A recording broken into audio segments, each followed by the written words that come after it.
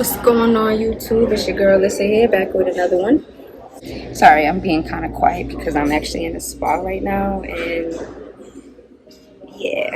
Okay, so I officially finished my first 2 weeks of solo driving, and first week was pretty stressful.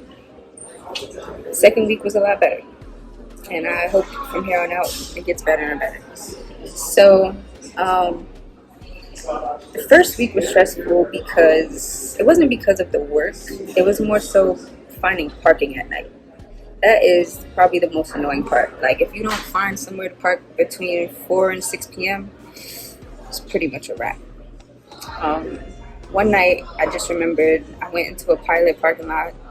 I didn't go there to get gas. I went there to find somewhere to sleep, and it was the closest one there to where I had to go. So, pull in there, and I pull up behind this guy with like a flatbed, and he had onions on his thing. So I just keep calling him the Onion Man because he kind of pissed me off. And I kid you not, had me sitting there for like 30 minutes. Mind you, I only had an hour left on my 14-hour clock. So one thing I learned, and don't ever do this, if you're behind someone in a gas station line, don't try to go around them and go to another line. It's not happening. I tried that, and yeah, it didn't work out. So I had to back out. Then finally I got myself out and then went around and got out of there. Since there was no parking, I went across the street. I saw a Walmart.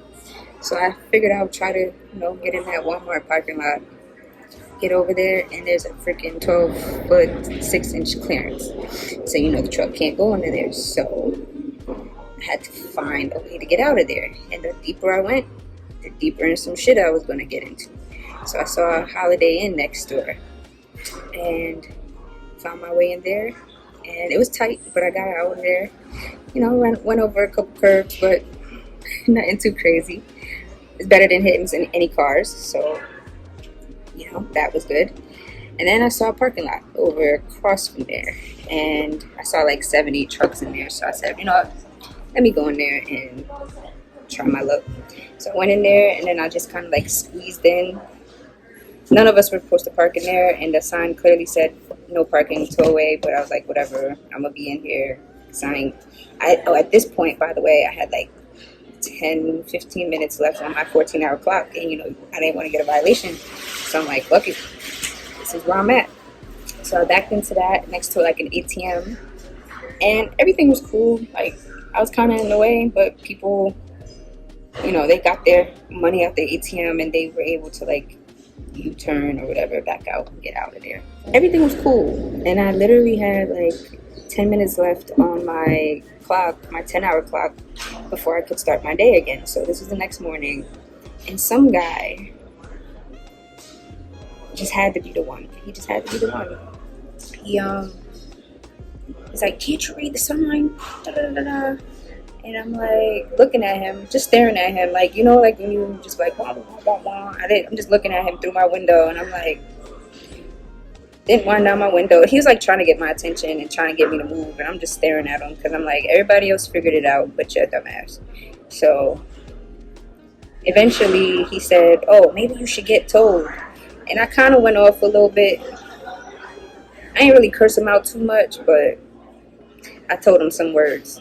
And I knew at that point I only had 10 minutes, so I was like, whatever, I'm about to be out of here anyway. From there, I kind of just realized, don't play around with your clocks. When you see you got an hour left, especially on your 11 hour, don't play around with it. Don't play with it, don't play with it, don't play with it. Okay? Just don't play with it. When you have like 2 hours left, hour and a half left, try to find somewhere to pull over, whether you're at a rest stop or wherever. So yeah, that was probably the most stressful part about both weeks, really. Second week got better because I found better spots and I was better at my time management. Time management is something you really want to get good at. Just know what time you need to pick up, what time you need to drop off. If you can get there earlier, do that. Just don't be late, right? So, and factor in traffic, rush hour, things like that. Sorry, y'all, it's pretty loud in here now. It was quiet before, but I don't know.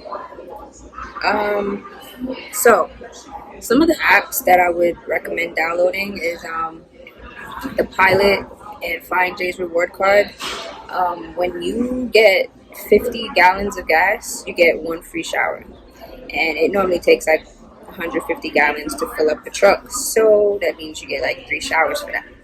So, yeah, definitely get that. There's always like little rewards and stuff. Like you can scroll and you can see what they offer. It's like buy one, get one, or whatever the case may be.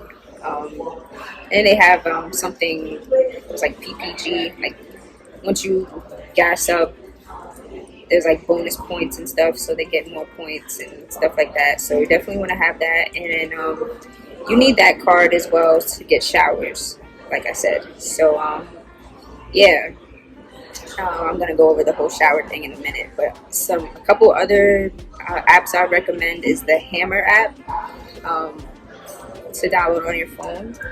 Because, well, for me, the Copilot app that they give us with the tablet, with the company, that thing does what it wants sometimes. It be spazzing. So I normally put in the address in the Hammer app as well, and it's specifically for trucks. You don't want to use Maps or Waze or anything like that, because it's going to give you a cart route and you just might end up under a bridge or something that you can't go through. So don't use those. Use the Hammer app. There's other ones too, but I haven't used them yet. So eventually I'll, decipher between which ones I like better. Honestly, the Hammer app is a little annoying, but it's nice to have on the side as well. And then another app that I recommend is Slide Calc. When it comes to your tandems and how to move them, you want to know if it's 3 holes, 6 holes, whatever. It helps so you can, you don't get a fine, and you weigh out how heavy your truck is and everything like that, and you want to make sure that you don't get a fine. So it helps you know what hole to move your tandems to. So yeah, those are 3 apps that I recommend that I've been using so far. Actually, I haven't used Slide Calc because my trainer kind of taught me. Alright, so for the shower situation now. So like I said, you get 1 shower for every 50 gallons that you fill up. And it takes 150 gallons to really fill up, so you'll get like 3 showers. So that should last you like a good week. And you probably well, I know I get to do that more, so I probably get like 5-6 showers a week. And I do go every day or every other day, because there are days where like you just might not get in there and you probably didn't do much. But yeah, I don't let it go past that. Now, when you go inside, you go to the clerk and you just tell them, hey, I want to get a shower. They'll scan your reward card, and then they'll give you a receipt with your shower number and a code. So then, there's a monitor up top, and you can see like how long the wait is, or like whatever number, guest number you are, customer number. And then, it'll be like, it'll say it when it's your turn. It'll tell you, shower guest number 4, your shower is ready. So then you just walk to the shower section and find the shower number that you're supposed to go in, and type in that code, and you go ahead and you have your shower. There's no time limit. You can be in there as long as you want to, but if you see that it's a long wait, just try to be mindful of that. Like, don't be in there for like 2-3 hours. But I normally take like an hour or 2. If it's like not busy, I'll definitely take like 2 hours. A lot of them, like while you're waiting too, they have like a lounge area. They have like maybe a game room. There's also laundry rooms in a lot of them. On average, I see they cost like $2.75 to use the washer and the dryer. So you might want to have some coins. I haven't used their laundry because since I've been coming home every weekend, I just do my laundry when I get home. But if you plan to be out there on the road, then those are some things you probably want to know. As far as the Flying J's and the Pilots. I actually like Flying J's a little bit better because in the showers, there's like a barrier to step into, and it makes the floor a lot less messier. Whereas Pilots, it's usually flat and everything gets wet. The whole place gets wet. So yeah, and the water pressure is usually pretty good. Um, yeah, water pressure is pretty good. It's strong. They do give you a rag, a towel, a floor towel, and there's like soap and stuff in there. I don't use anything in there, but it's there. I bring all my own stuff, obviously, shower shoes, whatever products you need. I bought this thing on Amazon that holds everything pretty nicely, and I'll put the link for that in the bio if you're interested in getting that. Bring my own towel and everything. And the only thing I really use their rag and towel for is to like dry out my stuff, like my bags and whatever I used, so that I can put them back in. Okay, these can be a little confusing, so I'm gonna show you guys how it works. Left turns on the bigger one, and right turns on the little one. And this controls the temperature. But yeah, other than that, first 2 weeks wasn't too bad. I do feel like they try to cap you with how much you can make. It's just my observation in the first couple weeks, and after talking to a few people, like, when you see other Western employees, you see your fellow employees, you tend to talk to them a little bit, especially if you're waiting.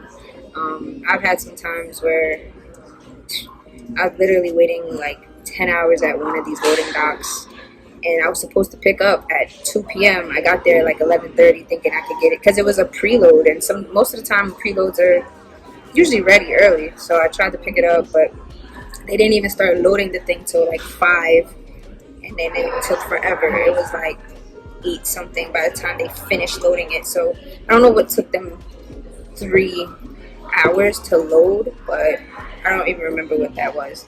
But yeah, they were taking their sweet time. I did get some detention pay for that, though. I did let my DM know that I was sitting there waiting. I would say focus more on your loads than your miles. The only reason I say that is if you drop 4 loads, it's $800, or 1,600 miles, it's still $800. If you drop 1,800 miles or 5 loads, it's 1,000. And then if you do 2,000 miles or 6 loads, it's 1,200. And then anything over 2,000 miles is, I believe, 50 cents per mile or something like that. Me personally, I don't care about the miles. Like, I just care about the loads, because I'm still gonna get the same thing. Like, I think my first week I probably only did like 1,300 miles, but I did 4 loads. The second week I also did 4 loads. And that's something too that kind of annoyed me, because I would prefer to just do drop and hook, especially being a solo driver. I hate live loads, unloads. I hate them because, one, they go by appointments usually. One night I got somewhere. I got there and I was early, because I be trying to be early, and they would not take me that night because I was a whole day early, but I tried anyway. And then they said, no, you got to come back tomorrow night, and they don't usually have people receiving during the day, so I had to wait the entire day. And then they didn't start taking the paperwork until 9 p.m.